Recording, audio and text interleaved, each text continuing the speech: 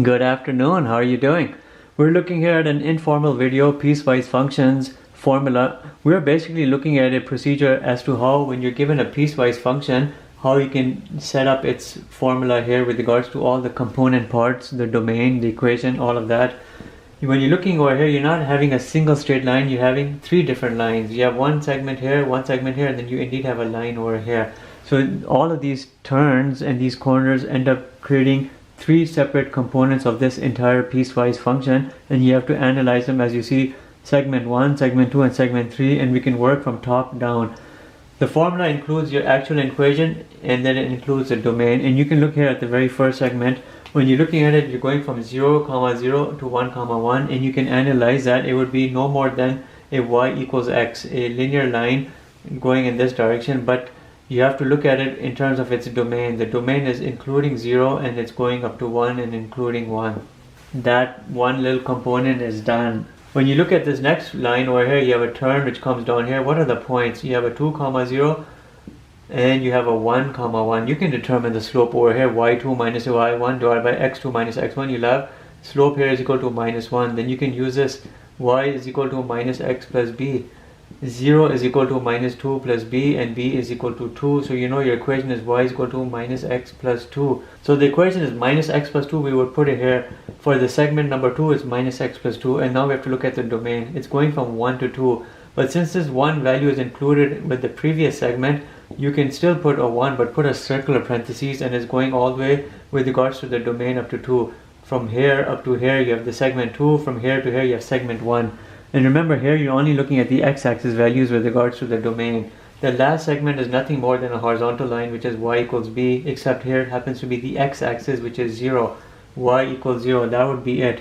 But again, it's going from 2 and going all the way up to infinity. Since the 2 value is included in the domain of the previous segment, you can use a 2, but use a circular parentheses and look at it in this way, and you're done.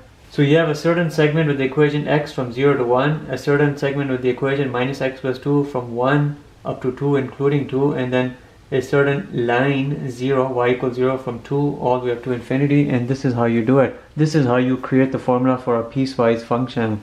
We will look at this question and that'll be it. Remember, we're doing an informal video so we can show you how you can go about developing these formulas for piecewise functions. We have something here from right over here to here. We have a horizontal segment. We'll call that a. From here to this point right here, nothing is drawn to scale, but we have a parabolic curve, and then from here all the way in this direction we have a horizontal line. How do you go about determining? Well, you're looking at a horizontal line and it's going here from minus 3 up to 0, but minus 3 value is not included, but this horizontal segment would have the equation y equals b, except it's the x-axis, it would be y equals 0, and you would write it in terms of the domain minus 3 going all the way up to 0 and including that value 0. Minus 3 value is not included because you have an open value. Then you have a parabolic curve. This is 1 and this is 2. At value of 2 you have a 4, 2 comma 4. That tells you very clearly you're looking at an x square, because a 2 square would be a 4 in terms of your output. So you're looking at an x square for the value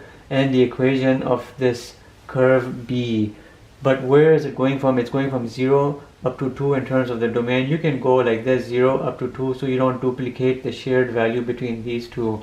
And then lastly you have a horizontal line over here, and you know that horizontal line is at the level 1, 2, 3, 4.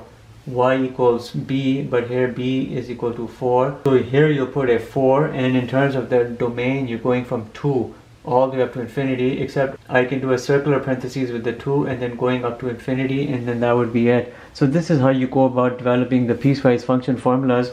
In this part you have your equation, and in this part you have your domain. And all of these domains can be written in terms of inequalities as well. You can do like this. X is greater than minus c, but it is less than or equal to 0. And this one can be written as this. X is greater than 0, but it is less than or equal to 2. And lastly, you can do this one as this. X is greater than 2.